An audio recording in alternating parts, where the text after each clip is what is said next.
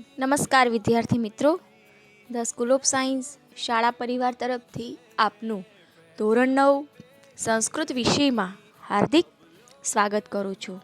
વિદ્યાર્થી મિત્રો, આજે આપણે ધોરણ 9 સંસ્કૃત વિષયમાં પદ્ય 11 વેદિતવ્યાની મિત્રાણી અર્થાત મિત્રોને જાણી લેવા જોઈએ જે પદ્ય આજે આપણે ભણીશું.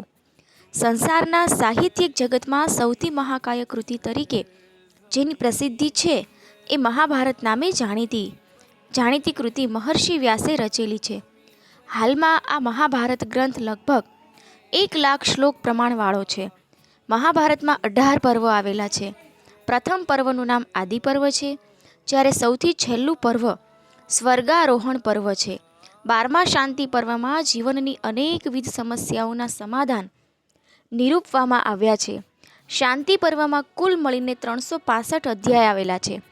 આ બધા અધ્યાયોને રાજધર્માનુશાસન પર્વ 1 થી 130, આપદ્વમ પર્વ જે 131 થી 173 અને મોક્ષ ધર્મ પર્વ જે 174 થી 365 એવા આંતરિક પર્વોમાં વહેંચવામાં આવ્યા છે.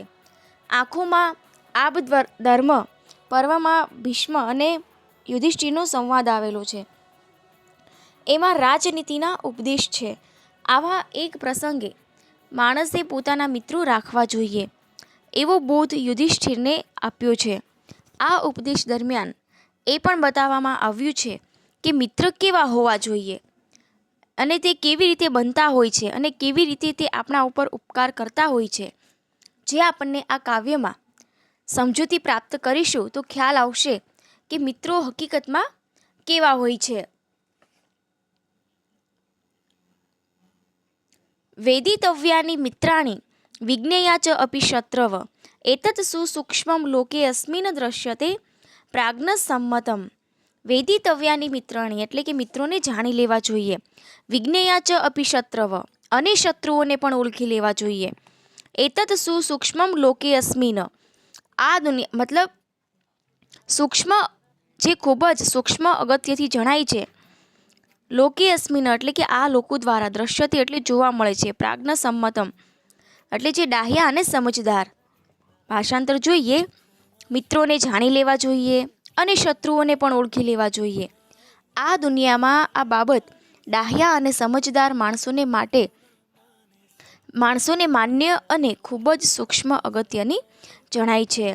હવે મિત્રો આપણે જાણવા હોય તો સૌ પ્રથમ એને ઓળખવા પડે છે. મિત્રો હોય કે પછી શત્રુ હોય, દુનિયામાં આ બાબત જે છે એ ડાયા લોકો અને સમજદાર માણસો જે છે એ અત્યંત એવી સૂક્ષ્મતાથી આનું નિરીક્ષણ જે છે એ કરતા હોય છે. ત્યાર પછીનો શ્લોક, શત્રુરૂપા હિ સુહૃદયો મિત્રરૂપા ચ શત્રવઃ સંધિત અસ્તે ન બુધ્યંતે કામ ક્રોધ વશમ ગતા. ભાષાંતર જોઈએ, શત્રુનું રૂપ ધરાવતા મિત્રો અને મિત્રોનું રૂપ ધરાવતા શત્રુઓ હોય છે. કામ અને ક્રોધને વશ થયા હોય અને આપણી સાથે જોડાયેલા હોય એ બધા જાણી શકાતા નથી. હવે શત્રુ જે છે એ ક્યારેક આપણી બાબતો જાણવા માટે ક્યારેક એ મિત્ર બનતો હોય છે અને મિત્રોનું રૂપ ધરાવતા હોય તો ક્યારેક એ મિત્ર જ આપણો શત્રુ બની જતો હોય છે. એવી જ રીતે કામ અને ક્રોધને જે વશ થઈ ગયેલા છે અને એ આપણી સાથે જોડાયેલા છે એ બધા જે છે એને આપણે જાણી શકતા નથી. એના પછીનો શ્લોક, નાસ્તિ જાતુ રિપુર નામ મિત્રમ નામ ન વિદ્યતે વ્યવહાર ચ જાયંતે મિત્રાણી રીપવસ્તાસ તથા. અર્થાત ક્યારેય ખરેખર કોઈ શત્રુ હોતો નથી અને ખરેખર કોઈ મિત્ર હોતો નથી. વ્યવહારથી જ મિત્રો તેમજ શત્રુઓ થાય છે. હકીકત વાત છે કે ક્યારેય કોઈ શત્રુ આપોઆપ નથી બની જતો. જ્યારે આપણે શત્રુતા એના તરફ દાખવીએ છીએ ત્યારે એ શત્રુ બનતો હોય છે અને ક્યારેય ખરેખર કોઈ મિત્ર આમને આમ નથી બની જતો. આપણને એનામાં સામેવાળી વ્યક્તિમાં કોઈ સારા ગુણો એનામાં જોવા મળ્યા હોય તો આપણે એને મિત્ર જે છે એ બનાવતા હોઈએ છીએ. એટલે ક્યારેય ખરેખર કોઈ શત્રુ નથી અને ક્યારેય ખરેખર કોઈ મિત્ર નથી. વ્યવહારથી જ મિત્રો તેમજ શત્રુઓ જે છે એ બનતા હોય છે. એના પછીનો શ્લોક જોઈએ, યો અસ્મિન જીવતી સ્વાર્થ પશ્યેત પીડામ ન જીવતી સ તસ્ય મિત્રમ તાવત સ્યાદ યાવન્નમ સ્યાદ વિપર્યય. અર્થાત જે જીવતો હોય ત્યારે સ્વાર્થ જુએ છે, દુઃખને ન જુએ એ જીવ છે, એ એનો મિત્ર ત્યાં સુધી રહે છે જ્યાં સુધી તે અવળો ન હોય.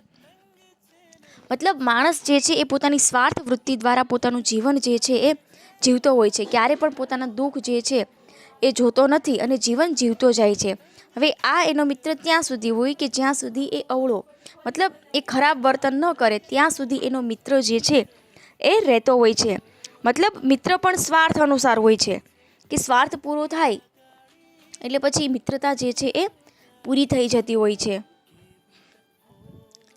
એના પછીનો મિત્રમ ચ શત્રુતામ ઇતિ કસ્મિચિત કાલ પર્યયે શત્રુ ચ મિત્રતામ ઇતિ સ્વાર્થો હિ બલવત્તરઃ. અર્થાત જ્યારે કોઈ સમય પલટો થાય છે, ભાષાંતર જોઈએ કે જ્યારે કોઈ સમય પલટો થાય છે ત્યારે મિત્ર શત્રુ બની જાય છે અને શત્રુ મિત્ર બની જાય છે. ખરેખર સ્વાર્થ જ વધારે બળવાન હોય છે. હવે સમયની સાથે આપણે લોકો ચાલતા હોઈએ છીએ, પણ ક્યારેક સમય એવો આવી જતો હોય કે જે આપણો અંગત મિત્ર હોય છે એ મિત્ર ક્યારેક આપણો દુશ્મન બનતો હોય છે. અને જે મિત્રને આપણે ક્યારેય પણ મતલબ એમની સાથે મિત્રતા આપણે રાખી જ નથી, તો એ જ દુશ્મન આપણો મિત્ર બનતો હોય છે. એટલે ખરેખર આ દુનિયા જે છે એ સ્વાર્થને જ વધારે બળવાન જે છે એ માનતી હોય છે. એના પછીનો શ્લોક જોઈએ.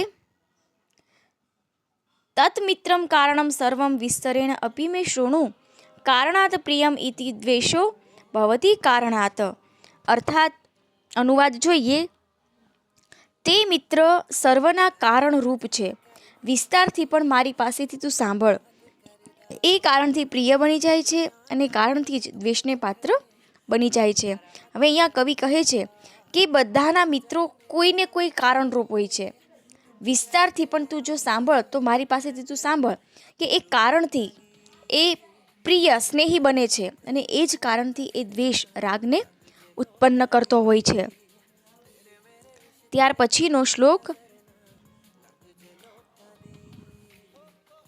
પ્રિયો ભવતી દાનેન પ્રિયવાદેન ચ પર મંત્ર હોમ જપ પરેન્ય કાર્યાર્થમ પ્રિયતે જનઃ.